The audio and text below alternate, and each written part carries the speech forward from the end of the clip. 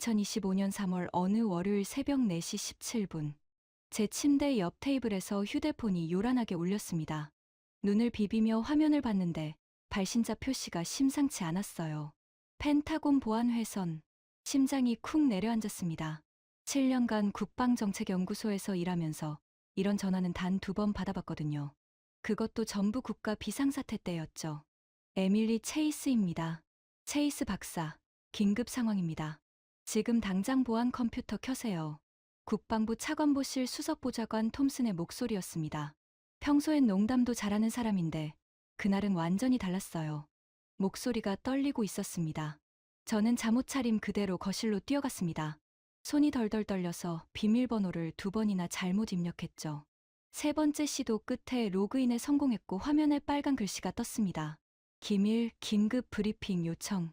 마감 72시간. 수신 백악관 국가안보회의 72시간. 단사흘 안에 백악관 국가안보회의에 제출할 보고서를 작성하라는 겁니다. 그것도 최고 기밀 등급으로요. 무슨 일입니까? 제 목소리도 떨렸습니다. 한국입니다. 한국이요? 순간 이해가 안 됐어요. 한국이 무슨 국가 안보 위협이란 말인가요? 파일 열어보세요.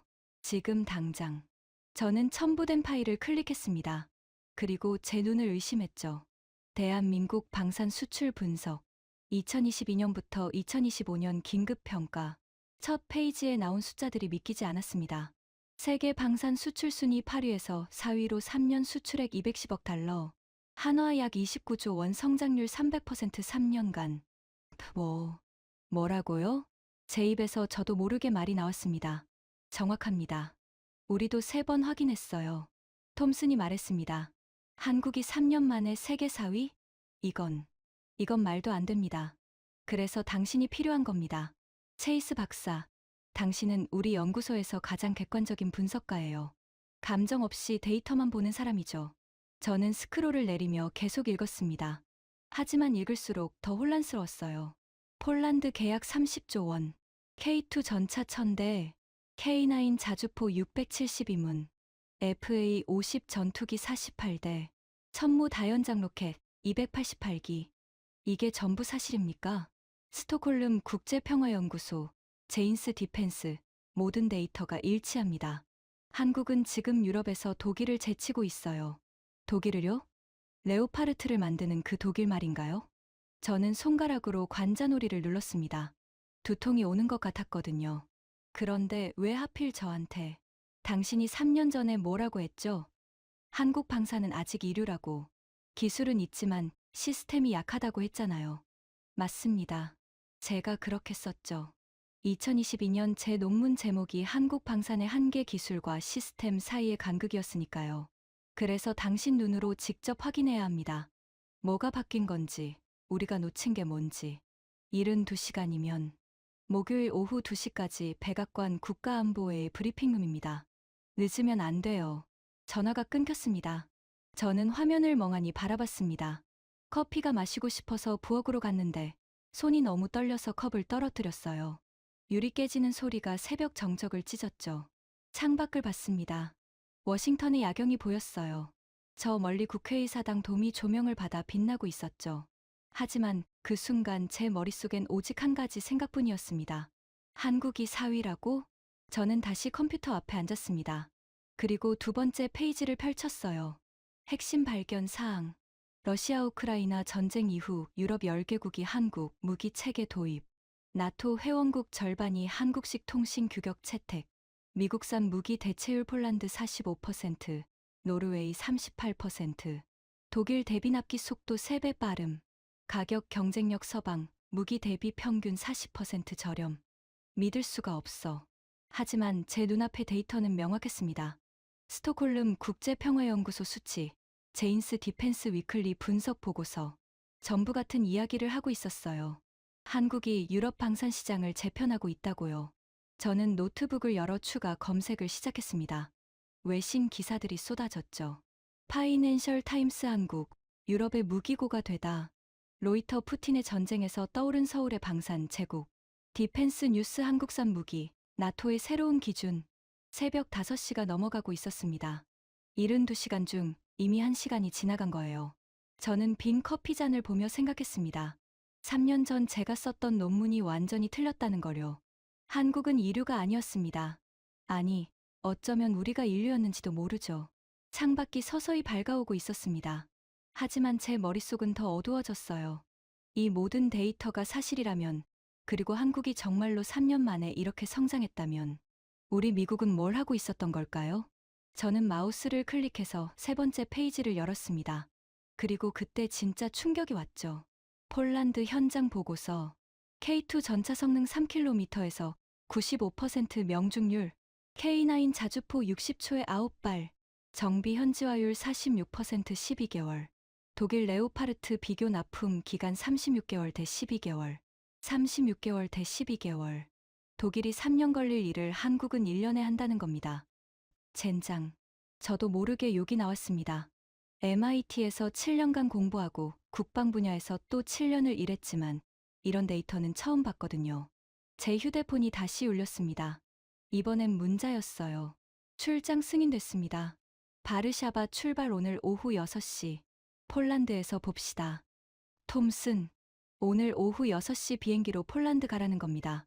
저는 침대로 돌아가지 않았습니다. 대신 샤워를 하고 옷을 갈아입었죠. 그리고 가방을 싸기 시작했어요. 72시간. 3일 안에 한국이라는 나라가 어떻게 세계 4위 방산국이 됐는지 밝혀내야 합니다.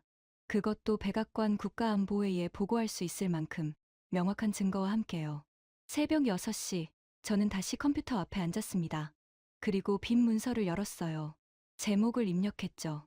72시간 평가 대한민국 방위산업의 부상. 커서가 깜빡였습니다. 하지만 제 손가락은 움직이지 않았어요. 뭘 써야 할지 몰랐거든요.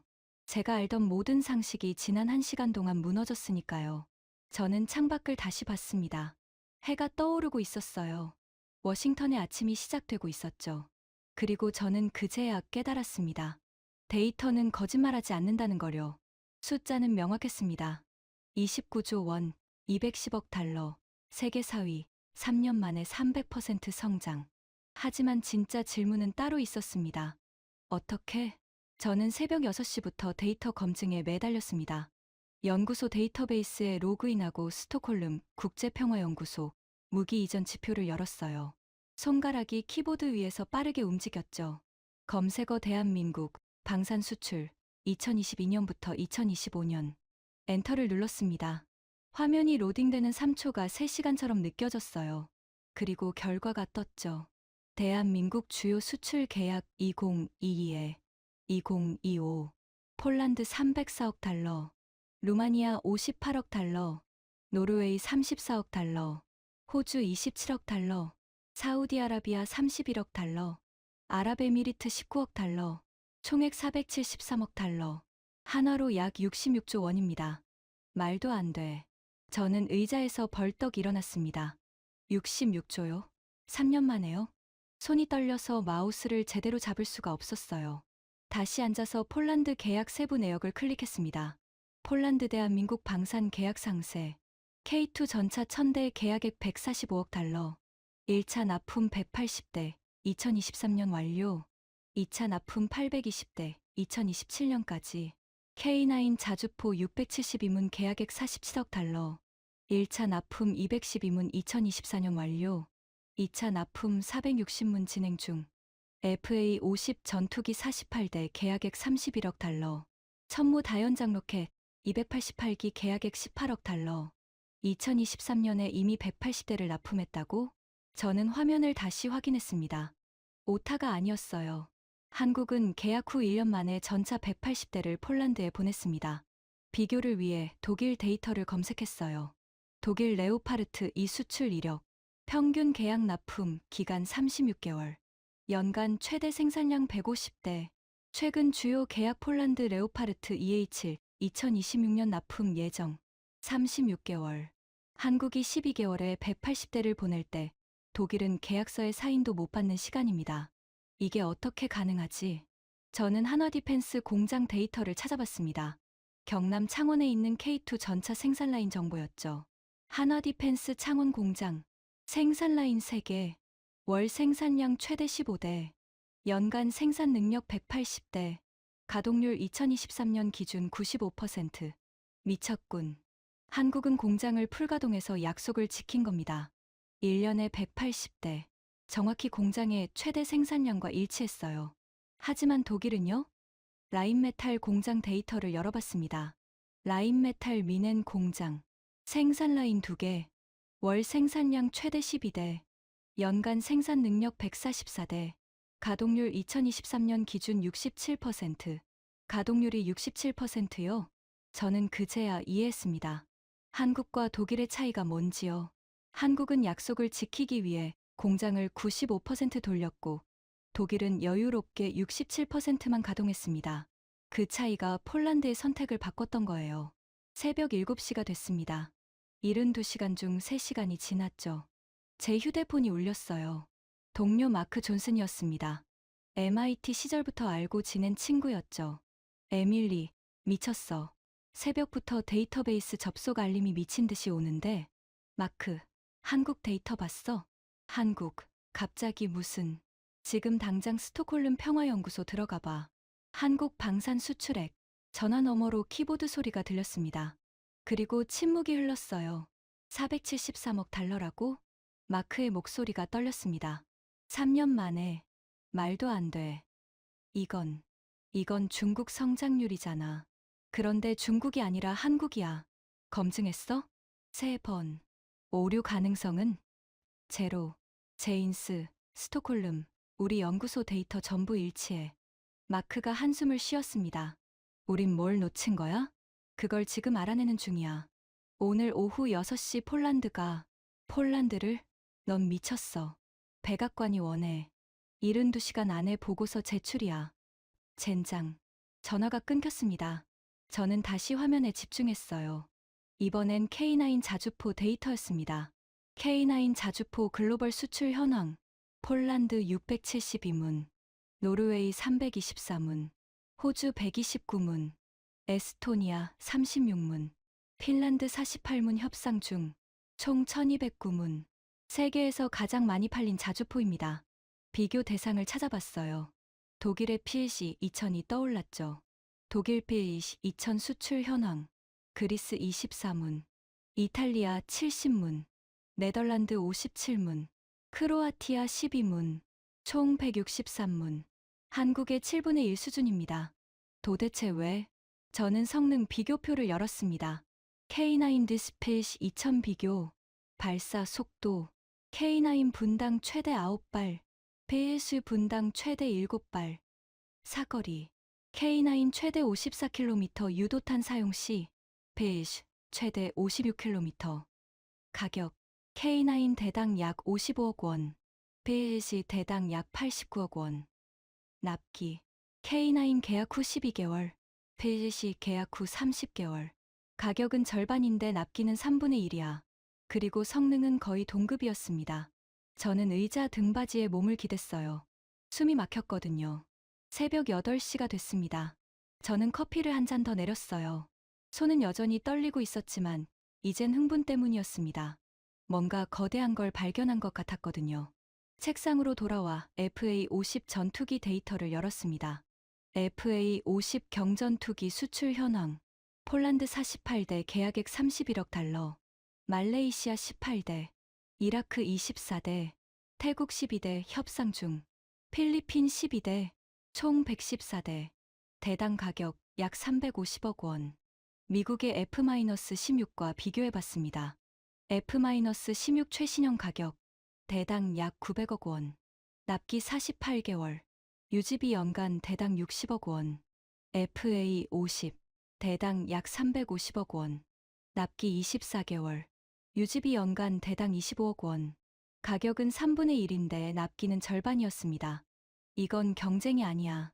저는 중얼거렸습니다. 이건 학살이야. 그 순간 제 이메일에 새 메시지가 도착했습니다. 톰슨이었어요. 제목 추가 자료, 긴급. 첨부 파일을 열었습니다. 나토 내부 보고서였죠. 나토 회원국 한국 무기 체계 도입, 현황 2025년 3월 기준. 한국식 통신 체계 채택 10개국, K9 자주포 운용 8개국, 한국산 방공 시스템 5개국, 한국 전차 도입 검토 7개국, 나토 회원국이 30개국인데 10개국이면 3분의 1입니다. 저는 화면을 멍하니 바라봤어요. 3년 전까지만 해도 한국은 나토 무기 체계에 발도 못 들이밀었습니다. 그런데 지금은 10개국이 한국 시스템을 쓰고 있어요. 시계를 봤습니다. 오전 8시 47분. 72시간 중 거의 5시간이 지났습니다. 그리고 저는 한 가지를 확신했어요. 제가 3년 전에 썼던 논문이 완전히 틀렸다는 거요. 한국은 이류가 아니었습니다. 오히려 속도와 가격에서 우리를 압도하고 있었어요. 하지만 진짜 충격은 그 다음이었습니다. 화면 오른쪽 하단에 작은 알림창이 떴거든요. 긴급 펜타곤 브리핑 소집, 오전 9시 30분. 40분 후였습니다. 저는 가방을 집어들었어요. 그리고 사무실을 나서며 생각했죠. 숫자는 거짓말하지 않는다고요. 하지만 왜 우리는 이 숫자들을 3년 동안 못 봤던 걸까요? 오전 9시 20분, 저는 펜타곤 정문을 통과했습니다. 보안 검색대를 지나며 가방 속 노트북이 엑스레이를 통과했죠. 경비원이 제 신분증을 3번이나 확인했어요. 국가안보 긴급 브리핑이시죠? 네. 3층 회의실 B입니다. 서두르세요. 엘리베이터가 올라가는 30초 동안 심장이 미친 듯이 뛰었습니다. 거울에 비친 제 얼굴은 창백했어요. 새벽부터 커피만 4잔 마시고 아무것도 못 먹었거든요. 3층에서 내리자 복도가 보였습니다. 양쪽으로 늘어선 문들, 그리고 끝에 있는 회의실 B. 문 앞에 무장경비 2명이 서 있었어요. 에밀리 체이스 박사. 신분증을 보여줬습니다. 들어가세요. 이미 시작됐습니다. 문이 열렸습니다. 회의실 안은 침묵으로 가득했어요. 긴 테이블 주위로 6명이 앉아 있었죠. 맨 끝에 사성 장군 2명. 육군 참모차장 데이비드 해링턴과 합참 전략기획부장 리처드 맥도날드였습니다. 제가 지금껏 본 가장 높은 계급이었어요. 왼쪽엔 국방부 차관보 캐서린 월시, 오른쪽엔 제가 아는 얼굴들, 국방정책연구소 선임연구원 3명이 앉아 있었습니다. 늦어서 죄송합니다. 앉으세요. 해링턴 장군이 말했습니다. 목소리가 차갑게 가라앉아 있었어요. 저는 빈 의자에 앉았습니다. 테이블 위에 놓인 서류 더미가 보였죠. 제목이 눈에 들어왔어요. 대한민국 방산위협평가. 위협이라는 단어가 제 눈길을 붙잡았습니다. 체이스 박사. 월시 차관보가 입을 열었습니다. 오늘 새벽 당신이 접속한 데이터베이스 기록을 봤습니다. 한국 관련 자료만 147건 조회했더군요. 네, 검증 작업이었습니다. 결론은 모두 사실입니다. 회의실에 침묵이 흘렀습니다. 473억 달러 수출, 3년간 300% 성장, 나토 10개국 도입, 전부 확인했습니다. 해링턴 장군이 한숨을 쉬었어요. 젠장, 사성 장군이 욕을 하는 걸 처음 봤습니다. 우리가 3년 동안 뭘 한 겁니까? 맥도날드 장군이 테이블을 손으로 쳤습니다. 한국이 유럽 시장을 집어삼키는 동안 우리는 뭘 했어요? 우리도 몰랐습니다. 월시 차관보가 말했습니다. 2022년까지만 해도 한국은 8위였어요. 폴란드 계약이 터지기 전까진 아무도 주목하지 않았죠. 그게 변명이 됩니까? 해링턴 장군이 서류를 펼쳤습니다. 폴란드가 우리 에이브럼스 전차 대신 한국 K2를 선택한 게 2년 전입니다. 2년이에요. 우린 2년 동안 이걸 놓쳤단 말입니다. 저는 조용히 앉아 있었어요. 말을 꺼낼 타이밍이 아니었거든요. 더 큰 문제가 있습니다. 맥도날드 장군이 다른 서류를 꺼냈습니다. 어제 나토 사무총장실에서 보낸 내부 문서입니다. 읽어보세요.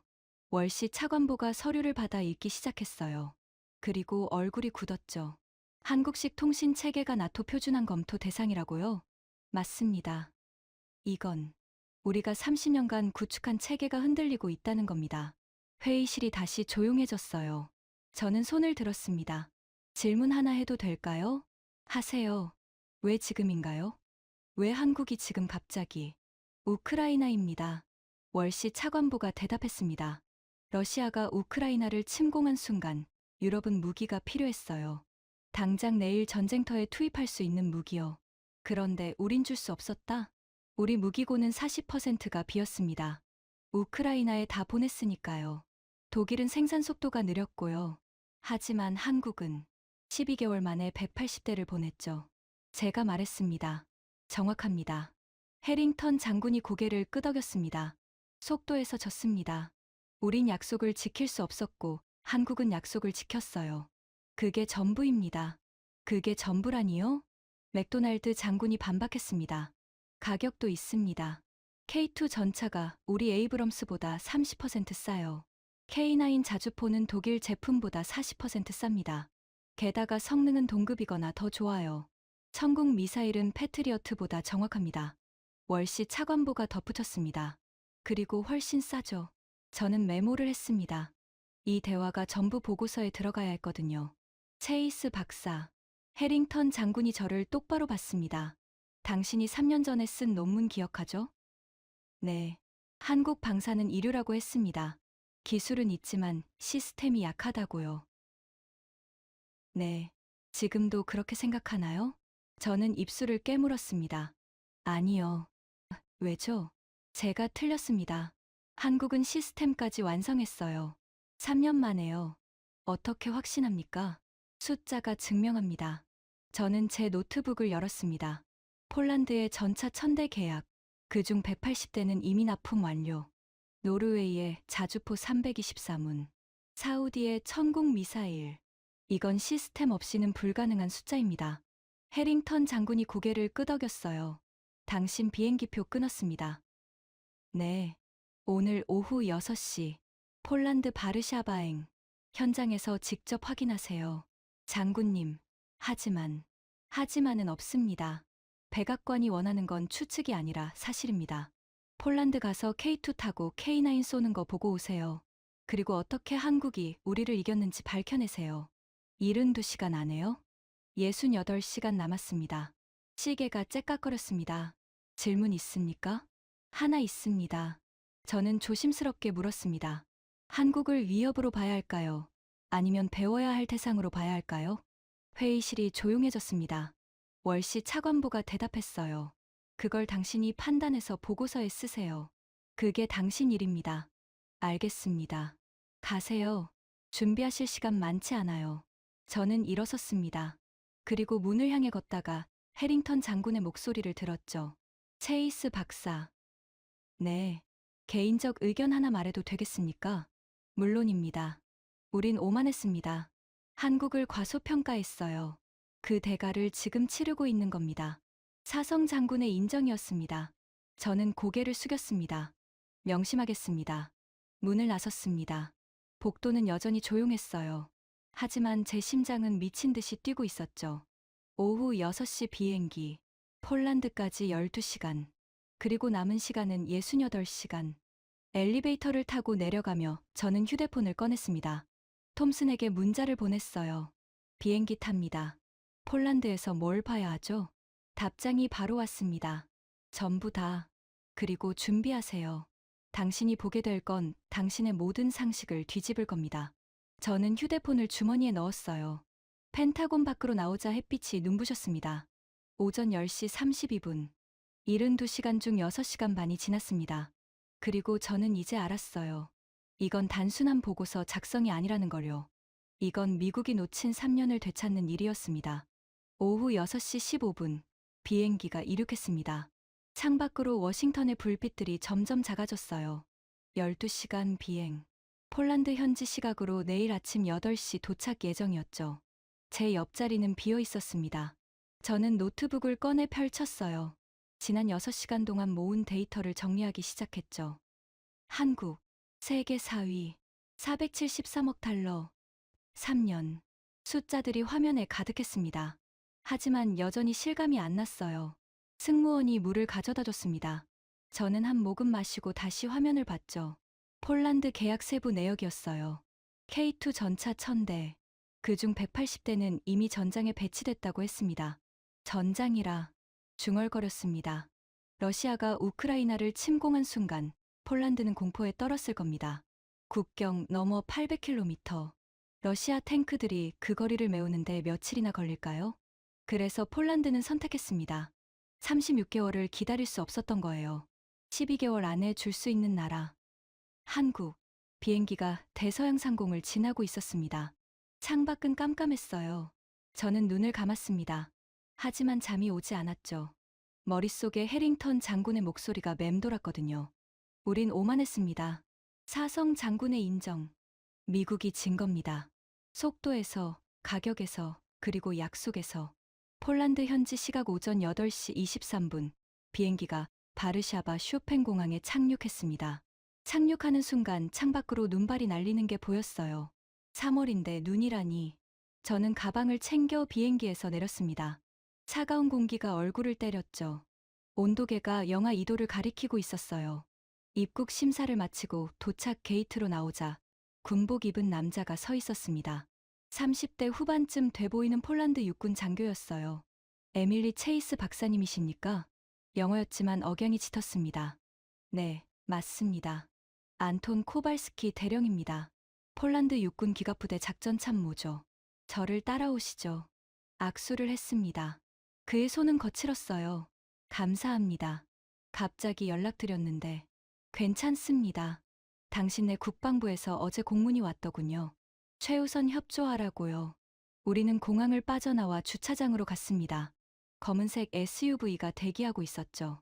블라니보 기지까지 2시간 걸립니다. 편히 가세요. 차가 출발했습니다. 창밖으로 폴란드 평야가 펼쳐졌어요. 눈 덮인 들판, 멀리 보이는 마을들. 평화로워 보였지만 그 평화는 한국산 무기로 지켜지고 있었습니다. 대령님, 편하게 안톤이라 부르세요. 안톤, 질문 하나 해도 될까요? 얼마든지요. 왜 한국을 선택했나요? 독일 레오파르트가 더 유명한데. 안톤이 웃었습니다. 유명하죠. 하지만 느려요. 느리다는 게 2022년 2월 24일 러시아가 우크라이나를 침공했을 때 우린 패닉에 빠졌습니다. 우리가 다음 타겟일 수도 있었으니까요. 그의 목소리가 낮아졌습니다. 우린 즉시 무기를 찾아야 했어요. 독일에 연락했죠. 레오파르트 EH를 200대만 달라고요. 그래서요? 납기가 36개월이라고 하더군요. 3년이요. 3년 후면 전쟁이 끝나 있겠죠. 우리가 이겼든 졌든요. 저는 아무 말도 하지 못했습니다.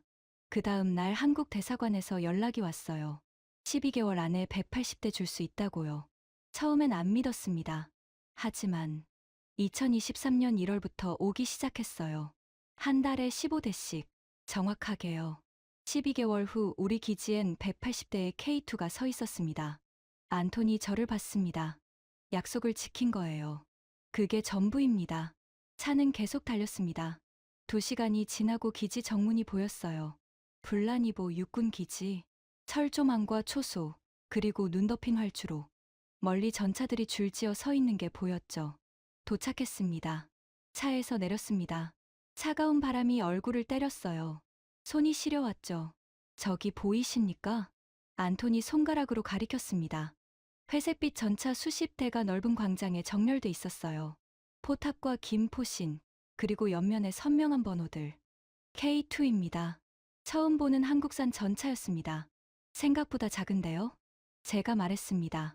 에이브럼스보다는 작죠. 하지만 기다려보세요. 우리는 전차에 가까이 갔습니다. 눈을 밟는 소리만 들렸어요. 한 대의 K2 앞에 섰습니다. 가까이서 보니 생각보다 컸어요. 포신이 제 키의 2배는 돼 보였죠. 만져보시겠어요? 안톤이 웃으며 말했습니다. 저는 장갑에 손을 댔어요. 차가운 철, 그리고 단단함이 느껴졌습니다. 오늘 시험 주행이 있습니다. 보시겠어요? 볼 수 있나요? 그러라고 오신 거 아닙니까? 30분 후, 저는 관측 벙커에 앉아 있었습니다. 두꺼운 방탄유리 너머로 눈 덮인 시험장이 보였어요. 3km 앞에 표적이 서 있었습니다. 낡은 탱크 실루엣이었죠. 준비됐습니다. 무전기에서 목소리가 흘러나왔습니다. 그 순간 엔진 소리가 들렸어요. 낮게 울리는 디젤 엔진. K2 한 대가 출발선에 섰습니다. 출발. K2가 움직였습니다. 그리고 저는 입이 떡 벌어졌어요. 빠릅니다. 정말 빠르게 달렸어요. 눈밭을 가르며 질주하는 모습이 믿기지 않았죠. 시속 60km입니다. 안톤이 말했습니다. 60km요? 저 무게로요? 55톤입니다. 하지만 파워팩이 1500마력이거든요. K2는 눈먼지를 일으키며 달렸습니다. 그리고 갑자기 멈췄어요. 포탑이 돌아갔습니다. 표적을 향해 포신이 정렬됐죠. 발사. 쾅. 포성이 벙커를 흔들었습니다. 저는 귀를 막았어요. 3km 앞 표적이 불꽃과 함께 산산조각 났습니다. 명중입니다. 무전기 목소리였습니다. 한 발에요? 제가 물었습니다. 한 발입니다. 명중률 95%거든요. 에이브럼스는 92%입니다. 알고 있어요. 안토니 빙그레 웃었습니다. 저는 화면을 멍하니 바라봤습니다. 숫자로만 보던 게 눈앞에서 현실이 됐어요.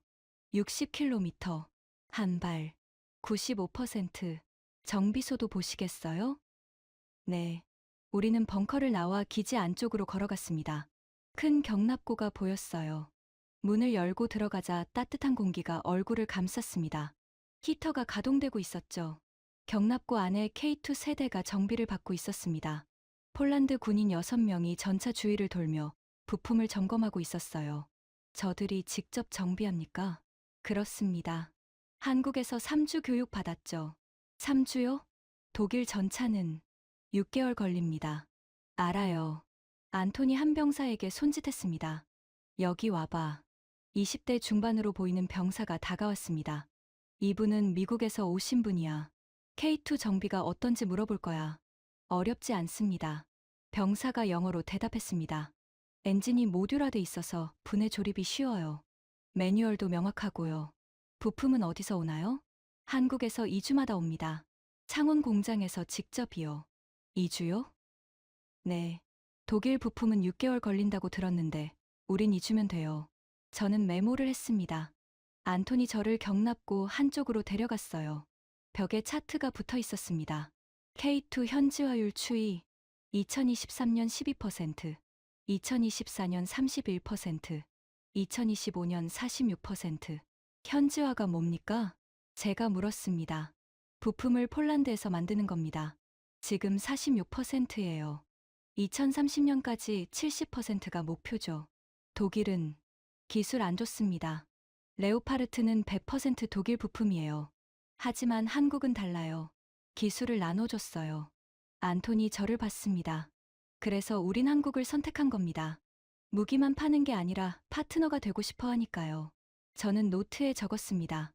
기술 이전, 파트너십, 신뢰. 폴란드 현지 시각 오후 2시. 저는 다시 차에 올랐습니다. 노르웨이로 가야 했거든요. 창밖으로 블라니보 기지가 멀어졌어요. 눈 덮인 활주로, K2 전차들, 그리고 폴란드 병사들. 제 노트북에 첫 문장을 입력했습니다. 한국은 무기를 팔지 않는다. 신뢰를 판다. 손가락이 떨렸습니다. 흥분 때문이었어요. 남은 시간 54시간. 그리고 저는 이제 확신했습니다.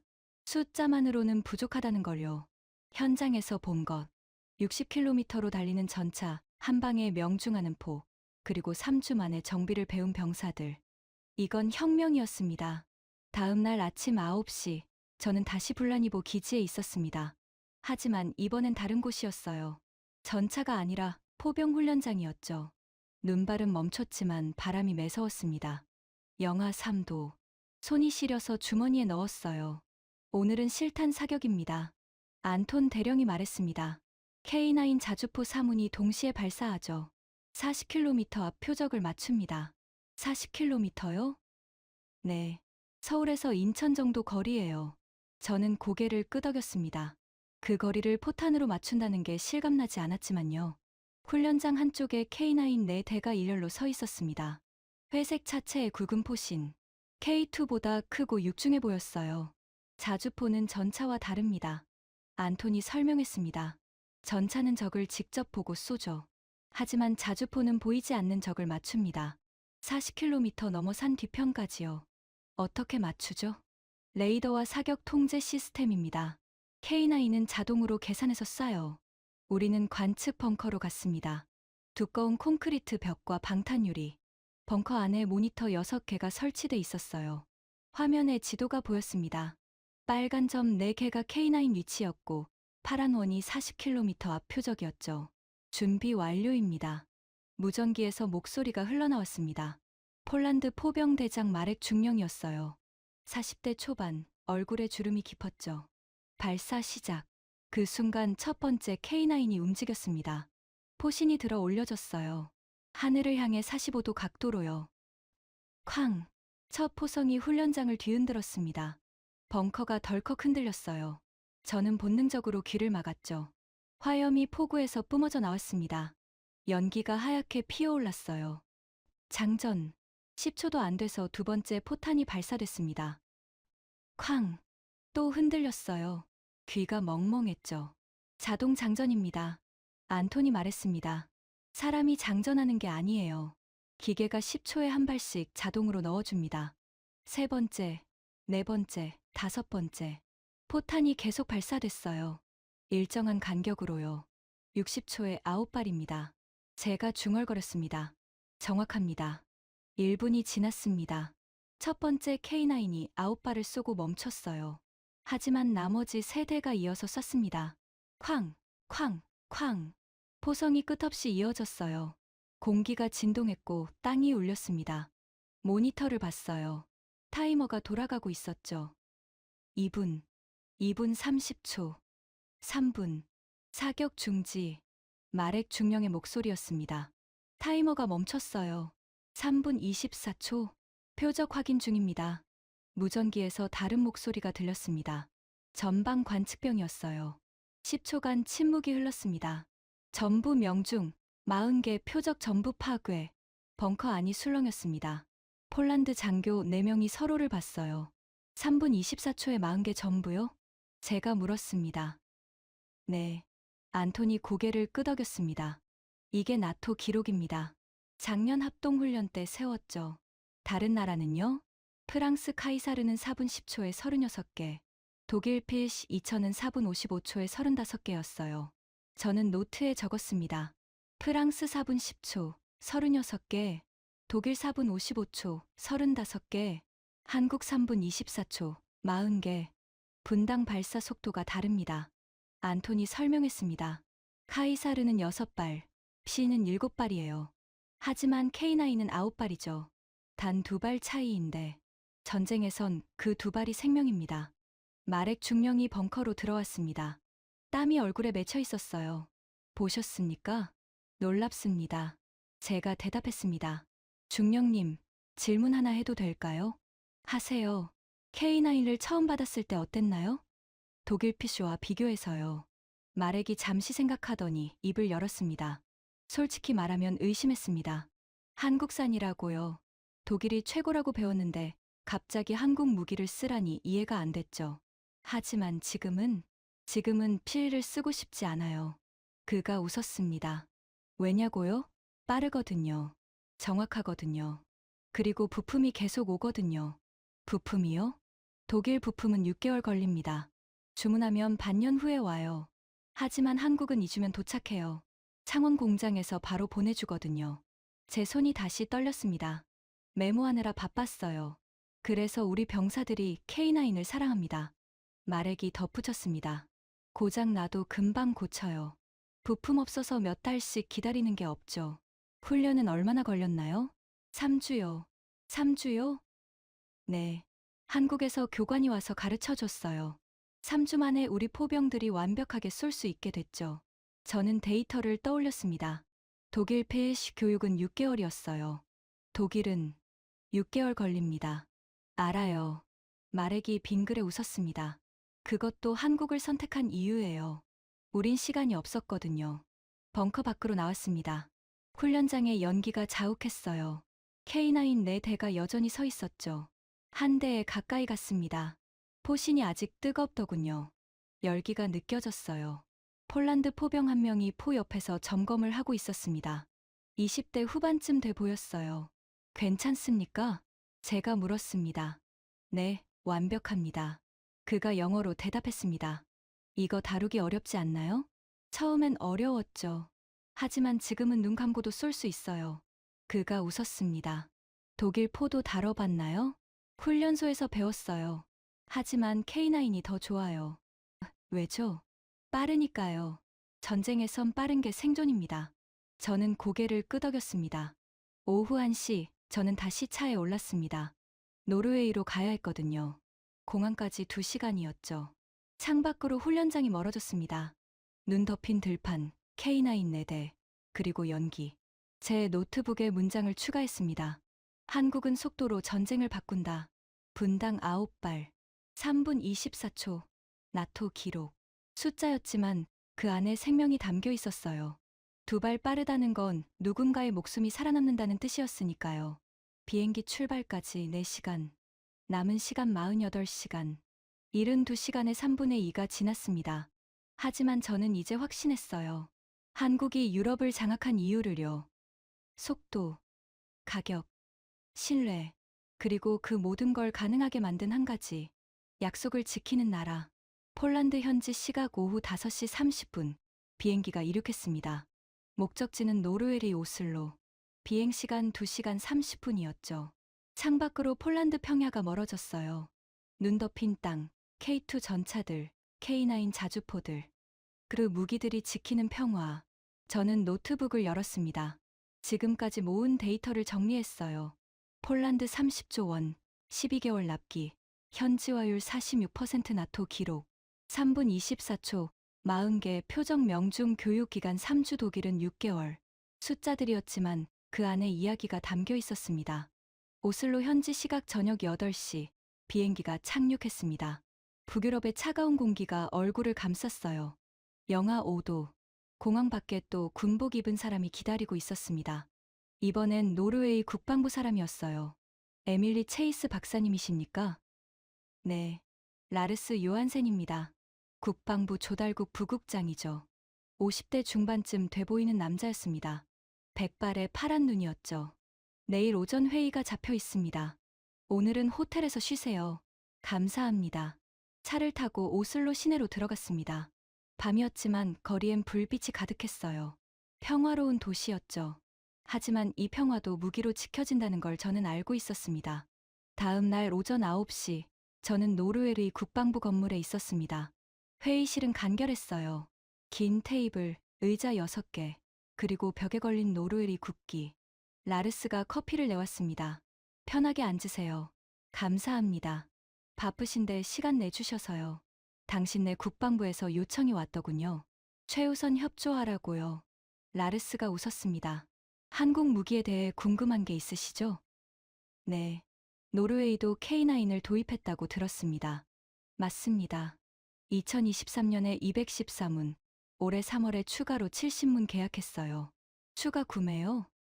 네. 만족해서요. 라르스가 파일을 꺼냈습니다.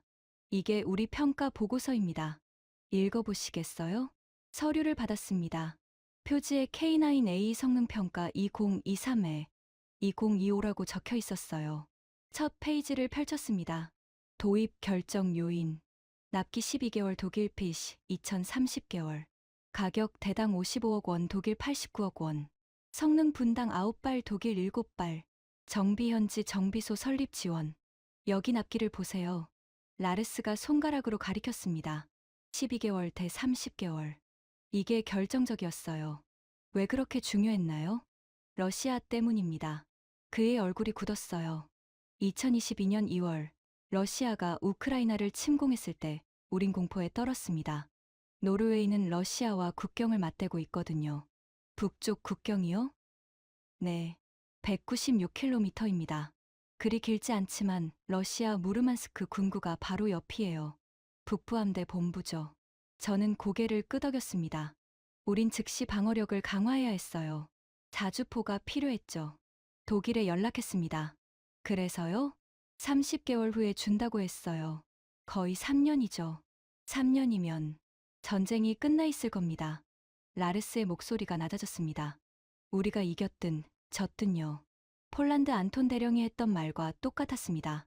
그래서 한국을 선택했습니다. 12개월이라고 했거든요. 그리고 정말로 12개월 만에 왔어요. 정확히요? 정확히요. 2023년 4월 계약, 2024년 4월 첫 인도. 딱 12개월이었습니다. 저는 메모했습니다. 하지만 가격만 보고 산 건 아니에요. 라르스가 덧붙였습니다. 한국은 우리에게 뭔가 더 줬거든요. 더요?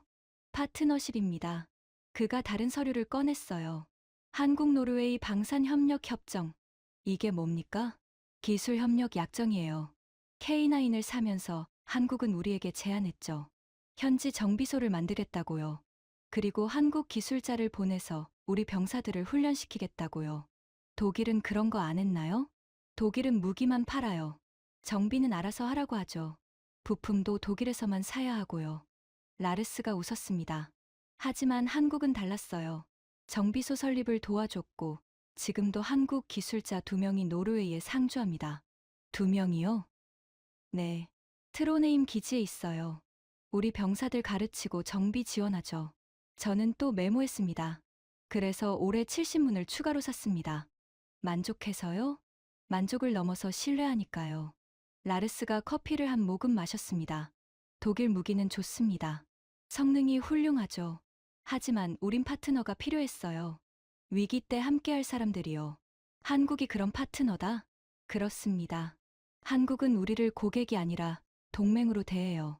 회의실이 조용해졌습니다. 저는 노트를 봤어요.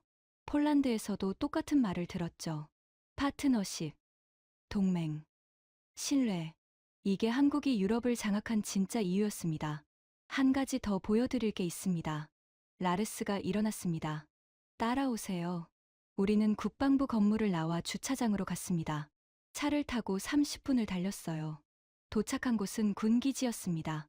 트로네임 해군 기지라는 팻말이 보였죠. 정문을 지나 안쪽으로 들어갔습니다. 넓은 창고 건물이 보였어요.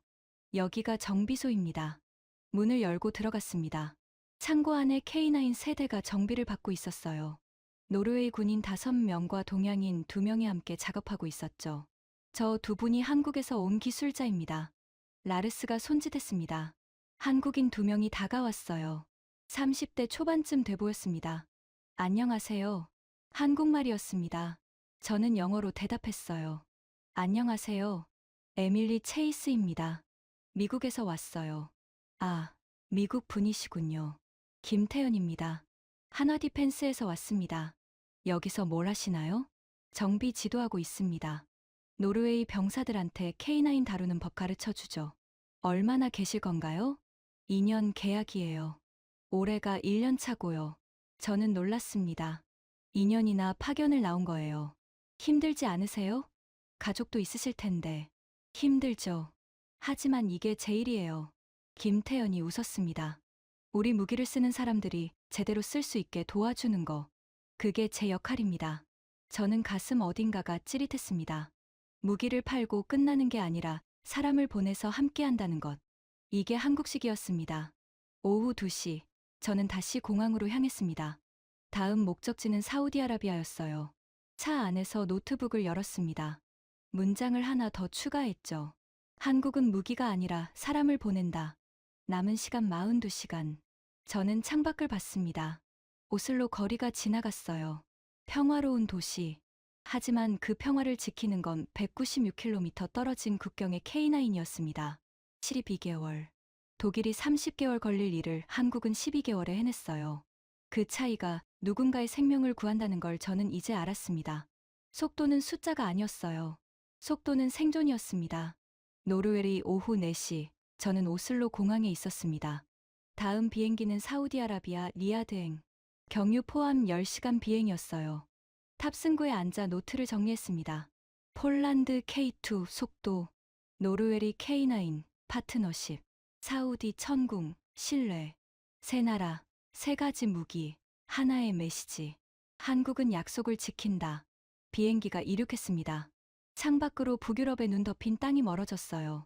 그리고 10시간 후엔 사막이 기다리고 있을 거였죠. 사우디 현지 시각 다음 날 새벽 4시, 리야드 공항에 착륙했습니다. 비행기 문이 열리는 순간 뜨거운 공기가 밀려 들어왔어요. 영하 5도에서 영상 28도로. 숨이 막혔습니다.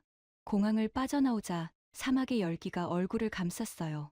새벽인데도 덥더군요. 낮엔 얼마나 뜨거울까요? 체이스 박사님, 영어였습니다. 중동식 억양이었어요. 네, 압둘라 알사드 대령입니다. 왕립 공군 방공사령부죠. 40대 초반쯤 돼 보이는 사우디 공군 장교였습니다. 선글라스를 끼고 있었어요. 오늘 오전에 천궁 시스템을 보실 겁니다. 준비되셨죠? 네. 차를 타고 시내를 벗어났습니다. 고속도로를 따라 북쪽으로 1시간을 달렸어요.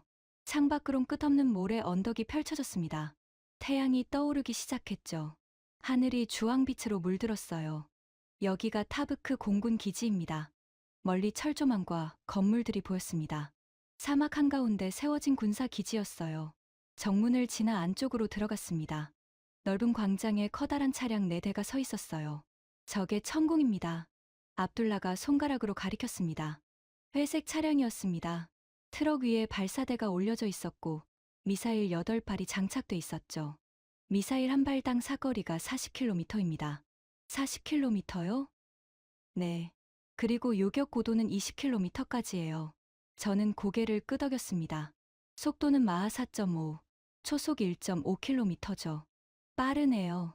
매우 빠릅니다. 그래서 적 미사일을 잡을 수 있어요. 우리는 천궁 차량에 가까이 갔습니다. 가까이서 보니 더 컸어요. 미사일 하나가 제 키만 했죠. 레이더를 보시겠어요? 압둘라가 다른 차량을 가리켰습니다. 육각형판 4개가 회전하고 있었어요. 천천히 돌면서 하늘을 감시하고 있었죠. 저게 다기능 레이더입니다. 360도 전방향을 동시에 봐요. 동시에요? 네. 그리고 최대 18개 표적을 동시에 추적합니다. 저는 메모했습니다. 패트리어트는 어떻습니까? 제가 물었습니다. 미국의 패트리어트. 30년간 세계 방공의 기준이었죠. 패트리어트도 좋습니다. 압둘라가 대답했습니다. 하지만 천궁이 더 정확해요. 더요? 요격 성공률이 97%예요. 패트리어트는 90% 정도죠. 7% 차이. 하지만 그 7%가 누군가의 목숨일 수 있었습니다. 그리고 가격도 있습니다. 압둘라가 덧붙였습니다. 천궁이 40% 줍니다. 40%요? 네. 패트리어트 PAC-3 미사일이 발당 50억 원인데 천궁은 30억 원이에요. 저는 계산했습니다. 발당 20억 원 차이. 100발이면 2천억 원. 그래서 우리가 한국을 선택했습니다. 중국 제한도 있었다고 들었는데요.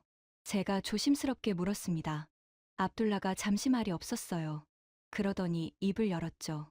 중국 HQ-9도 고려했습니다. 가격이 더 쌌거든요. 하지만 신뢰할 수 없었어요. 그의 목소리가 낮아졌습니다. 중국은 무기를 팔지만 정치를 같이 팔아요. 우리가 뭘 하든 간섭하려고 하죠. 하지만 한국은 다릅니다. 어떻게요? 한국은 무기만 팔아요. 우리 내정엔 관심이 없죠. 그리고 약속을 지킵니다.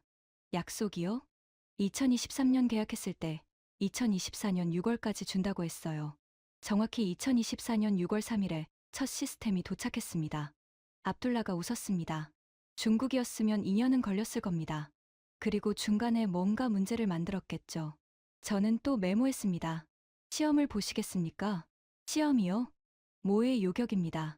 드론을 띄워서 천궁으로 잡아보는 거죠. 볼 수 있나요? 그러라고 오신 거 아닙니까? 30분 후, 저는 통제실에 앉아 있었습니다. 에어컨이 가동되고 있었지만 여전히 더웠어요. 벽에 모니터 6개가 걸려 있었습니다. 레이더 화면, 미사일 상태, 표적 위치, 표적 드론 발사합니다. 무전기에서 목소리가 들렸습니다. 모니터에 빨간 점이 나타났어요. 기지에서 30km 떨어진 곳이었죠. 고도 5km, 속도 마하 0.8, 접근 중. 빨간 점이 움직였습니다. 기지를 향해 날아오고 있었어요. 천궁 시스템 가동. 레이더가 돌기 시작했습니다. 화면에 녹색 원이 그려졌어요. 탐지 범위였죠. 빨간 점이 녹색 원 안으로 들어왔습니다. 표적 포착. 거리 28km. 발사 준비. 긴장됐습니다. 심장이 빠르게 뛰었어요. 발사. 모니터에 파란 점이 나타났습니다. 천궁 미사일이었어요. 파란 점이 빨간 점을 향해 날아갔습니다. 속도가 엄청났죠. 10초, 20초, 요격 성공. 모니터에서 빨간 점이 사라졌습니다. 통제시에 박수가 터졌어요. 사우디 공군 장교들이 환호했죠. 거리 17km에서 요격했습니다.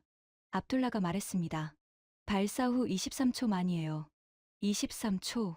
적 미사일이 날아오는 걸 발견하고 23초 만에 잡았습니다. 한 번 더 해보시겠어요? 이번엔 동시에 3개요. 3개요? 천궁은 동시 요격이 가능합니다. 두 번째 시험이 시작됐어요. 이번엔 드론 3대가 동시에 날아왔습니다.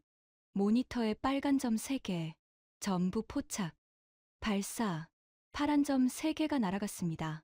15초, 20초, 전부 요격 성공. 빨간 점이 모두 사라졌어요. 저는 입이 떡 벌어졌습니다. 3개를 동시에 잡았어요. 실패 없이요.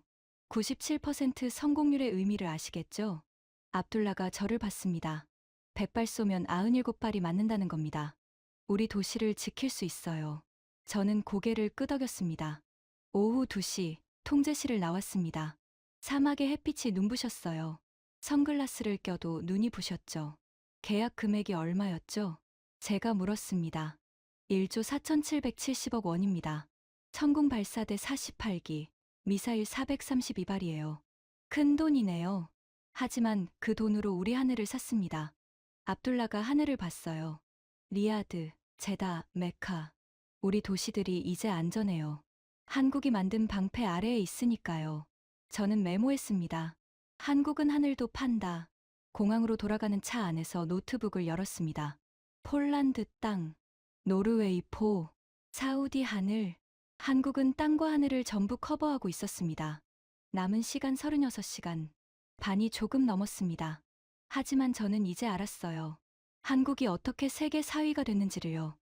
속도, 가격, 성능, 그리고 그 모든 걸 하나로 묶는 한 가지. 약속. 12개월이라고 하면 12개월에 준다. 97%라고 하면 97%를 맞춘다. 숫자가 아니라 신뢰였습니다. 비행기가 이륙했습니다. 창밖으로 사막이 멀어졌어요. 다음 목적지는 한국이었습니다. 평택. 모든 것이 만들어지는 곳. 사우디에서 한국으로 가는 직항은 없었습니다. 두바이를 경유해야 했어요. 저녁 8시 비행기로 두바이까지 3시간, 그리고 새벽 비행기로 인천까지 9시간. 총 12시간이었습니다. 저는 두바이 공항 호텔에 체크인했어요. 새벽 비행기까지 5시간. 잠깐이라도 자야 했죠. 하지만 잠이 오지 않았습니다. 침대에 누워 천장을 봤어요. 지난 사흘간 본 것들이 머릿속을 맴돌았죠. 폴란드의 K2, 60km로 질주하는 전차. 노르웨이의 K9, 3분 24초에 40개 표적. 사우디의 천궁, 23초 만에 적 미사일 요격. 숫자들이었지만 그 안에 생명이 담겨 있었습니다. 저는 다시 일어났습니다. 노트북을 꺼내 책상에 앉았어요. 보고서를 쓰기 시작했죠. 대한민국 방위산업 긴급평가. 손가락이 키보드 위를 움직였습니다. 한국은 3년 만에 세계 8위에서 4위로 올랐다. 수출액 210억 달러. 폴란드, 노르웨이, 사우디를 비롯한 유럽과 중동 시장을 장악했다. 타이핑을 멈췄습니다.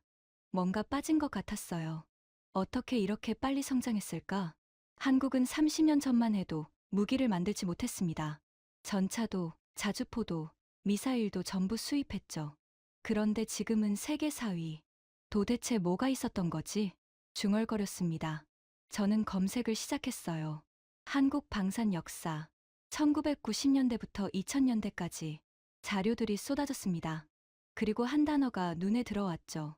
불곰 사업. 클릭했습니다. 한러 군사기술협력 사업 1992에 1997. 불곰. 읽기 시작했어요. 1991년 소련 붕괴. 러시아는 경제 위기에 빠졌고 군수 공장들이 문을 닫기 시작했습니다. 그때 한국이 제안했죠. 돈을 줄 테니 기술을 달라고요. 러시아는 동의했습니다. 15억 달러의 T-80 전차 기술, 보병 전투차 기술, 그리고 자주포 설계를 넘겼어요. 15억 달러. 한화로 약 2조 원이었습니다. 한국은 그 기술로 K1 전차를 개량했습니다. 그리고 K2를 설계했죠. 저는 계속 읽었어요. 러시아 기술자 127명이 한국에 왔습니다. 5년간 한국 엔지니어들을 가르쳤어요. 엔진, 장갑, 포탑, 사격 통제 시스템, 전차 만드는 법을 전부 알려준 겁니다. 스승이 제자를 가르쳤구나. 중얼거렸습니다. 그리고 30년 후, 제자가 만든 K2가 우크라이나 전선에서 러시아 전차를 상대하고 있었습니다. 가슴 어딘가가 먹먹해졌어요. 저는 다른 검색을 했습니다. 러시아 전차, T-72, T-90점. 사진들이 나왔어요. 우크라이나 전장에서 파괴된 러시아 전차들. 포탑이 날아가고 차체가 불타는 모습들. 그리고 그 옆엔 폴란드 K2가 서 있었습니다. 역사의 아이러니네. 손가락이 떨렸어요. 1992년 러시아는 한국을 도왔습니다. 돈이 필요했고 한국은 기술이 필요했죠. 서로에게 이익이 되는 거래였어요. 하지만 2022년 러시아가 우크라이나를 침공했을 때 폴란드는 공포에 떨었습니다. 자신들이 다음 타겟일 수 있었으니까요. 그래서 폴란드는 무기를 찾았고 한국이 응답했습니다. K2 전차. 러시아 기술로 배운 한국이 만든 전차. 스승이 적이 됐고 타이핑했습니다. 제자가 스승의 적을 맡고 있다. 키보드 소리만 작은 호텔 방에 울렸어요. 저는 더 깊이 파고들었습니다. 불곰 사업으로 한국이 얻은 것들. T-80U 전차 33대, 보병 전투차 BMP-370대, 대전차 미사일 AT-13 500발, 그리고 설계 도면과 제작 기술 33대. 한국은 그 33대를 뜯어보고 연구했습니다. 엔진을 분해하고 장갑을 분석했죠. 러시아 기술자들이 옆에서 설명했고요. 5년간의 공부 끝에 한국은 자체 엔진을 만들었습니다. 1500마력 파워팩, K2의 심장이었죠. 하지만 러시아의 T-90은 여전히 840마력 엔진을 쓰고 있었습니다. 제자가 스승을 넘어섰네. 저는 두 전차를 비교했어요. K2 흑표 중량 55톤, 엔진 1500마력, 최고 속도 70km, 주포 120mm, 명중률 95%, T-90M 중량 46톤, 엔진 840마력, 최고 속도 60km, 주포 125mm, 명중률 88%. 모든 면에서 K2가 앞섰습니다. 30년 전 스승이었던 러시아는 제자였던 한국에게 추월당했어요. 저는 창밖을 봤습니다. 두바이 야경이 보였어요. 초고층 빌딩들, 불빛들. 하지만 제 눈엔 아무것도 들어오지 않았죠. 머릿속엔 오직 하나. 역사는 돌고 돈다는 것. 1992년 러시아는 경제 위기로 기술을 팔았습니다. 생존을 위해서요. 2025년 러시아는 전쟁으로 고립됐습니다. 그 사이 한국은 세계 4위가 됐고요. 기술은 배신하지 않는구나. 중얼거렸습니다. 러시아는 기술을 팔았지만 그 기술을 발전시키지 못했어요. 30년간 T-90은 거의 그대로였죠. 하지만 한국은 달랐습니다. 배운 기술을 발전시켰어요. 더 빠르게, 더 정확하게, 더 강하게. K1에서 K2로, 그리고 K2에서 K2PL로 멈추지 않고 진화했습니다. 저는 타이핑을 계속했어요. 한국의 성장은 우연이 아니다. 30년간의 준비였다. 러시아에게서 배우고 스스로 연구하고 끊임없이 개선했다. 그 결과가 지금의 세계 4위다. 시계를 봤습니다. 새벽 2시. 남은 시간 32시간. 하지만 저는 잠들 수 없었어요. 노트북 화면에 사진 하나를 띄웠습니다. 1995년 러시아 니즈니타길 공장. 러시아 기술자가 한국 엔지니어에게 T-80 엔진을 설명하는 모습. 30년 전 사진이었습니다. 그리고 옆에 2024년 사진을 놓았어요. 폴란드 블라니보 기지. K2 전차 앞에서 웃고 있는 폴란드 병사들. 두 사진 사이 30년. 스승과 제자. 과거와 현재. 이게 한국이구나. 저는 파일을 저장했습니다. 그리고 노트 마지막 페이지에 한 줄을 적었어요. 역사는 아이러니하다. 하지만 기술은 정직하다. 러시아는 한국을 가르쳤습니다. 하지만 한국은 배운 걸 넘어섰어요. 그게 전부였습니다. 창밖이 서서히 밝아오고 있었습니다. 두바이의 아침이었죠. 저는 침대에 누웠어요. 눈을 감았습니다. 3시간 후면 인천행 비행기, 그리고 평택, 모든 것이 만들어지는 곳, 한국의 심장, 마지막 퍼즐 조각이 거기서 기다리고 있을 거였습니다. 인천 현지 시각 오후 1시 30분, 비행기가 착륙했습니다. 9시간 비행 끝에 한국 땅을 밟았어요. 하지만 평택에 갈 시간이 없었습니다. 공항 입국장에서 휴대폰을 켰어요. 톰슨의 문자가 13개 쌓여 있었죠. 보고서 제출 시간 앞당김. 오늘 오후 2시. 즉시 복귀하세요. 오늘 오후 2시라고? 워싱턴 시각으로 자정이었습니다. 아니, 계산이 틀렸어요. 시차가 14시간. 워싱턴은 어제 자정이 아니라 오늘 새벽이었죠. 손이 떨렸습니다. 저는 공항 라운지로 뛰어갔어요. 다음 워싱턴행 비행기를 예약했습니다. 출발 오후 4시 도착 워싱턴 현지 시각 오후 5시. 백악관까지 1시간. 오후 6시 도착. 4시간 늦는다. 하지만 선택지가 없었습니다. 저는 라운지 책상에 앉아 노트북을 열었어요. 보고서를 완성해야 했죠. 손가락이 키보드 위를 미친 듯이 움직였습니다. 폴란드, 노르웨이, 사우디, 불곰 사업. 지난 사흘간 본 모든 것을 쏟아냈어요. 2시간 후 보고서가 완성됐습니다. 대한민국 방위산업 긴급평가. 72시간 현장 조사 보고서. 87페이지. 저는 파일을 저장하고 톰슨에게 보냈어요. 보고서 전송 완료. 6시간 후 도착 예정. 답장이 바로 왔습니다. 늦어도 괜찮습니다. 당신 보고서 읽었어요. 충격적이네요. 비행기 탑승 안내가 나왔습니다. 저는 가방을 들고 게이트로 향했어요. 워싱턴 현지 시각 오후 5시 47분, 덜레스 공항에 착륙했습니다. 72시간 중 71시간이 지났습니다. 저는 샤워도 못하고 공항 택시를 잡았어요. 백악관까지 직행이었죠. 백악관 서관 입구로 가주세요. 급하십니까? 매우요. 택시가 고속도로를 질주했습니다. 창밖으로 워싱턴 시내가 보였어요. 석양빛에 물든 건물들. 국회의사당 돔이 빛나고 있었죠. 사흘 전 이 도시를 떠났을 때와 똑같은 풍경이었습니다. 하지만 제 안은 완전히 달라져 있었어요. 오후 6시 32분, 택시가 백악관 앞에 멈췄습니다. 저는 돈을 던지고 뛰었어요. 서관 입구 보안 검색대를 통과했죠. 체이스 박사, 기다리고 계셨습니다. 경비원이 말했습니다. 회의실 어디죠? 2층 루즈벨트 룸입니다. 엘리베이터 타세요. 2층으로 올라갔습니다. 복도 끝에 문이 보였어요. 루즈벨트 룸이라는 팻말이 붙어 있었죠. 문을 열었습니다. 회의실 안은 조용했어요. 긴 테이블 주위로 15명이 앉아 있었습니다. 전부 정장 차림이었죠. NSC 국가안보보좌관, 국방장관, 합참의장, 국무부 차관, 그리고 펜타곤에서 봤던 해링턴 장군도 보였어요. 죄송합니다. 늦었습니다. 제 목소리가 떨렸습니다. 앉으세요. NSC 보좌관 로버트 체인버스가 말했습니다. 60대 초반, 백발의 날카로운 눈빛이었어요. 저는 빈 의자에 앉았습니다. 가방에서 노트북을 꺼냈죠. 보고서 읽었습니다. 체인버스가 입을 열었습니다. 87페이지. 인상적이더군요. 감사합니다.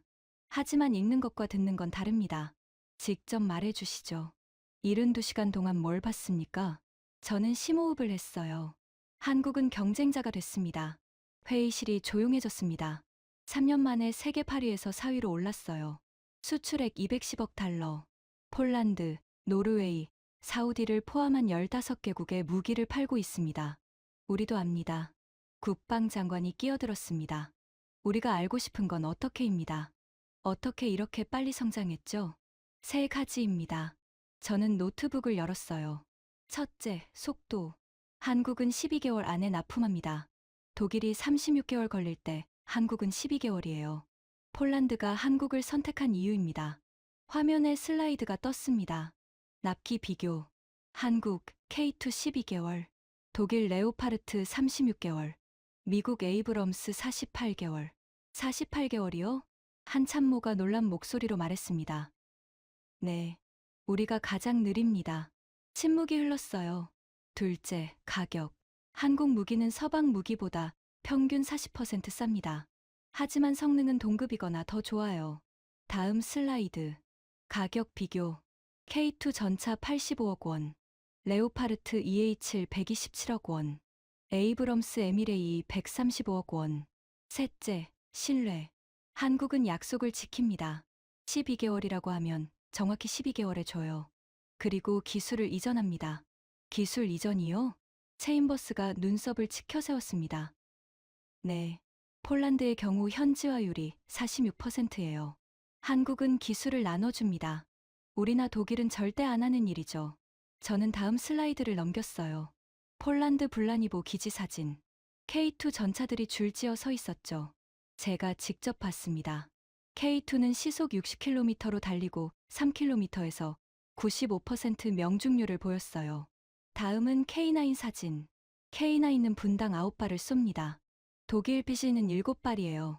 3분 24초에 40개 표적을 전부 명중시켰습니다. 이건 나토 기록입니다. 마지막은 천궁 사진. 천궁 미사일은 요격 성공률 97%예요. 우리 패트리어트는 90%죠. 그리고 가격은 40% 쌉니다. 저는 노트북을 닫았어요. 결론입니다. 한국은 우리보다 빠르고 싸고 신뢰할 수 있습니다. 그래서 유럽이 한국을 선택했어요. 회의실에 무거운 침묵이 흘렀습니다. 해링턴 장군이 입을 열었어요. 우리가 진 겁니까? 아직은 아닙니다. 제가 대답했습니다. 하지만 지금처럼 가면 질 겁니다. 대안이 있습니까? 체인버스가 물었습니다. 배워야 합니다. 뭐요? 속도를요. 한국은 공장을 95% 가동해서 약속을 지킵니다. 우리는 67%만 돌려요. 한국은 2주 만에 부품을 보냅니다. 우리는 6개월 걸리고요. 저는 회의실을 둘러봤습니다. 한국이 특별한 게 아닙니다. 우리가 게을렀던 거예요. 국방장관이 한숨을 쉬었어요. 체이스 박사, 당신은 3년 전에 한국은 이류라고 했습니다. 틀렸습니다. 왜 틀렸죠? 한국을 과소평가했으니까요. 30년 전 러시아에게서 배운 기술을 한국은 발전시켰어요. 우리가 그걸 못 봤죠. 저는 마지막 슬라이드를 띄웠습니다.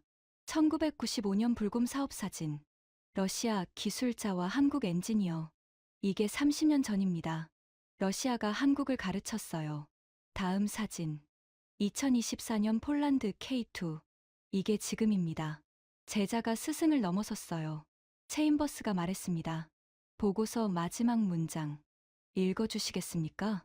저는 노트를 펼쳤어요. 한국은 우리의 경쟁자다. 하지만 적이 아니다. 배울 대상이다. 회의실이 조용했습니다. 좋습니다. 체인버스가 고개를 끄덕였습니다. 보고서 채택하겠습니다. NSC에 상정할게요. 저는 의자에서 일어났습니다. 다리가 후들거렸어요. 수고했습니다. 체이스 박사. 밖으로 나왔습니다. 복도는 조용했어요. 시계를 봤습니다. 오후 7시 24분. 72시간 하고도 4시간이 더 지났습니다. 저는 백악관 밖으로 걸어 나왔어요. 저녁 공기가 시원했죠. 워싱턴의 불빛들이 반짝이고 있었습니다. 하지만 제 머릿속엔 다른 풍경이 보였어요. 폴란드의 눈, 노르웨이의 포, 사우디의 하늘, 그리고 한국. 72시간이 제 모든 걸 바꿔놓았습니다. 일주일 후, 목요일 오전. 저는 다시 제 사무실 책상에 앉아 있었습니다. 워싱턴 D.C. 국방정책연구소 3층. 창밖으로 포토맥 강이 보이는 작은 공간이었죠. 책상 위엔 신문이 쌓여 있었어요. 워싱턴 포스트 한국, 미국 방산시장 위협 하나, 뉴욕타임스 백악관 긴급 보고서, 한국 방산 경쟁력 경고, 월스트리트 저널 펜타곤, 한국식 납품 시스템 검토 착수. 제 보고서가 세상에 나간 지 사흘 만이었습니다. 휴대폰엔 인터뷰 요청이 23개 쌓여 있었어요. CNN, MBC, 폭스뉴스. 전부 거절했습니다. 저는 말하는 사람이 아니라 분석하는 사람이었으니까요. 커피를 한 모금 마셨습니다. 따뜻했어요. 창밖을 봤습니다. 맑은 하늘, 평화로운 아침, 출근하는 사람들로 가득한 거리. 하지만 제 머릿속엔 다른 풍경이 떠올랐죠. 폴란드 블라니보 기지, 눈 덮인 활주로를 질주하던 K2 전차, 안톤 대령이 했던 말, 한국은 약속을 지킨다. 노르웨이 트로네임 기지, 정비소에서 땀 흘리던 한국 기술자 김태연, 그가 했던 말, 우리 무기를 쓰는 사람들이 제대로 쓸 수 있게 돕는 게 제 역할입니다. 사우디 타브크 기지, 사막 한가운데서 미사일을 발사하던 천궁, 압둘라 대령의 말, 한국은 우리 내정엔 관심이 없어요. 그냥 약속을 지키죠. 72시간. 그 짧은 시간이 제 모든 걸 바꿔놓았습니다. 저는 서랍을 열었어요. 3년 전 제가 쓴 논문이 들어 있었죠. 한국 방산의 한계 기술과 시스템 사이의 간극. 표지를 봤습니다. 그리고 웃었어요. 얼마나 오만했던 걸까요? 한국은 이류가 아니었습니다. 시스템이 약한 것도 아니었어요. 오히려 반대였죠. 한국은 우리보다 빠른 시스템을 가지고 있었습니다. 12개월 납기, 2주 부품 배송, 3주 교육 과정. 우리가 느렸던 겁니다. 노트북을 열었습니다. 스랩 파일을 만들었어요. 제목을 입력했죠. 한국식 방산 모델, 미국이 배워야 할 것들. 커서가 깜빡였습니다. 저는 타이핑을 시작했어요. 한국의 성공은 기술이 아니라 철학에서 나온다. 고객이 아니라 파트너를 만든다는 철학. 무기가 아니라 신뢰를 판다는 철학. 그리고 약속은 반드시 지킨다는 철학. 손가락이 키보드 위를 움직였습니다. 폴란드에서 저는 전차를 봤다. 하지만 그 전차를 움직이는 건 기름이 아니라 신뢰였다. 노르웨이에서 저는 자주포를 봤다. 하지만 그 포를 관리하는 건 부품이 아니라 사람이었다. 사우디에서 저는 미사일을 봤다.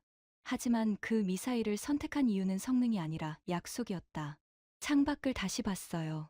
포토맥 강물이 천천히 흘러가고 있었습니다. 한국은 30년 전 러시아에게서 배웠다. 하지만 배운 것에 만족하지 않았다. 발전시키고, 개선하고, 넘어섰다. 스승을 존경하되 스승을 넘어서는 것. 그게 진짜 배움이다. 제 휴대폰이 울렸습니다. 톰슨이었어요.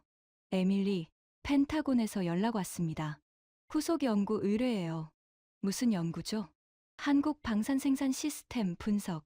어떻게 12개월 안에 전차 180대를 만드는지 알아내래요. 언제까지요? 6개월 프로젝트입니다. 할 수 있겠어요? 저는 웃었습니다. 물론이죠. 좋아요. 계약서 보낼게요. 전화가 끊겼습니다. 저는 의자에 등을 기댔어요. 6개월. 충분한 시간이었습니다. 하지만 이번엔 달랐어요. 72시간의 긴급 조사가 아니라 제대로 된 연구였죠. 평택 공장도 가보고, 창원 공장도 방문하고, 하나와 LG, 삼성 임원들도 만나볼 수 있을 겁니다. 그리고 한국이 어떻게 혁명을 일으켰는지 완전히 밝혀낼 거예요. 저는 다시 타이핑을 시작했습니다. 미국은 졌다. 하지만 끝난 게 아니다.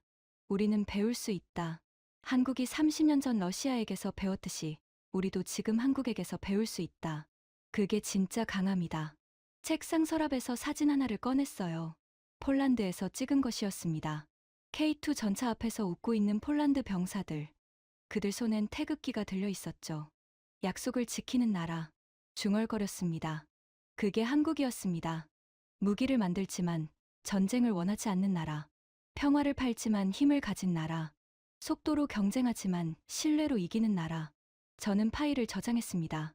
그리고 마지막 문장을 추가했어요. 이건 전쟁이 아니다. 혁명이다. 그리고 한국이 그 혁명을 시작했다. 시계를 봤습니다. 오전 10시 47분. 일주일 전 이맘때 저는 폴란드 훈련장에 있었어요. K9이 포탄을 쏘는 걸 보고 있었죠. 하지만 지금은 다시 워싱턴. 제 자리, 제 책상, 제 일. 창밖에서 햇빛이 들어왔습니다. 따뜻했어요. 저는 커피를 마지막으로 한 모금 마셨습니다. 그리고 새로운 연구를 시작했죠. 한국, 30년 만에 세계를 바꾼 나라. 이제 저는 알고 싶었습니다. 그들이 다음엔 뭘 할지를요. 지금까지 미국 국방분석가 에밀리 체이스가 72시간 동안 목격한 한국 방산의 충격적인 진실이었습니다. 약속을 지키는 나라, 속도로 생존을 만드는 나라, 파트너십으로 세계를 바꾸는 나라. 대한민국의 이야기였습니다. 이 영상이 도움이 되셨다면 구독과 좋아요 부탁드립니다. 여러분의 작은 응원이 더 좋은 콘텐츠를 만드는 큰 힘이 됩니다. 지금까지 감동테라였습니다. 감사합니다.